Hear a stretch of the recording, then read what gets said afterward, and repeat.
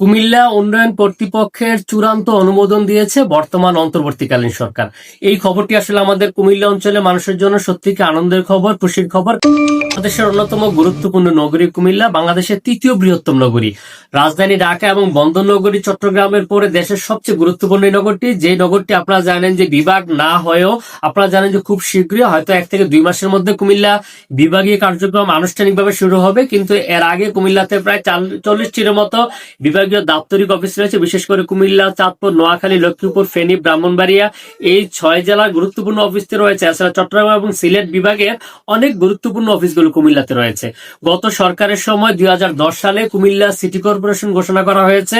এরপর থেকে কুমিল্লা নগরী খুব ব্যাপক আকারে, মানে হচ্ছে দ্রুত বর্ধনশীল দেশের যে কতগুলো শহর রয়েছে তাদের মধ্যে অন্যতম হচ্ছে কুমিল্লা। কুমিল্লা শহর দ্রুত সব নগরায়ন হচ্ছে, কিন্তু সমস্যা হচ্ছে কুমিল্লা সিটি কর্পোরেশন হওয়া বা এরপর থেকে কুমিল্লা নগরী যেভাবে সম্প্রসারণ হচ্ছে, এখানে উন্নয়ন কর্তৃপক্ষ না থাকায় আসলে লাগাম টেনে ধরা যাচ্ছে না, পরিকল্পিতভাবে কুমিল্লা নগরকে গঠন করা যাচ্ছে না। যার ফলে আমরা আসলে কুমিল্লাবাসী দীর্ঘদিন যাবৎ প্রত্যাশা করছিলাম, দাবি করে আসছিলাম যেন কুমিল্লা উন্নয়ন কর্তৃপক্ষ গঠন করা হয়। যেহেতু এটি বিভাগীয় শহর হচ্ছে, বিভাগ ঘোষণা হচ্ছে, বিভাগের কার্যক্রম শুরু হতে যাচ্ছে, তো উন্নয়ন কর্তৃপক্ষটা খুব বেশি দরকার ছিল। তো গত কিছুদিন আগে মানে আমরা শুনছিলাম অন্তর্বর্তীকালীন সরকার চূড়ান্ত সিদ্ধান্তের অপেক্ষায় ছিল যে তারা কবে কুমিল্লা উন্নয়ন কর্তৃপক্ষ গঠন করবে।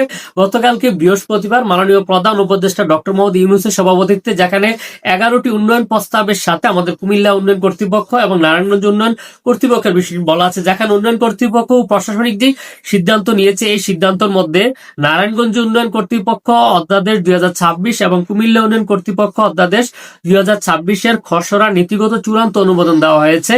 এর ফলে দুইটি গুরুত্বপূর্ণ নগর পরিকল্পিত উন্নয়নে নতুন গতি আসবে আশা করছি। তা আমরা সিদ্ধান্তটাকে সাধুবাদ জানাচ্ছি, ডক্টর ইউনূসকে আমরা অসংখ্য ধন্যবাদ জানাচ্ছি। ডক্টর ইউনূস শুধুমাত্র যে কুমিল্লা নগর উন্নয়ন কর্তৃপক্ষ করেছে তা না, আপনারা জানেন ডক্টর মোহাম্মদ ইউনূস কুমিল্লা বিভাগের সকল কার্যক্রম গুছিয়ে এনেছে।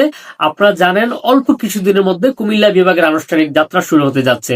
তো ডক্টর মোহাম্মদ ইউনূসকে ধন্যবাদ জানাচ্ছি। পাশাপাশি আমরা কুমিল্লাবাসী প্রত্যাশা করছি কুমিল্লাবাসীর আরো কিছু যে দাবিগুলো রয়েছে, বিশেষ করে কুমিল্লা বিমানবন্দর এবং কুমিল্লা মেট্রোপলিটন, এই দুইটাও খুব শীঘ্রই কার্যক্রম শুরু হবে। এই প্রত্যাশায় ভিডিওটি এখানে শেষ করছি। বেশি বেশি শেয়ার করে সকলকে দেখার সুযোগ করে দিন এবং আপনার কেমন লাগলো মন্তব্য করে জানাবেন। আল্লাহ হাফিজ।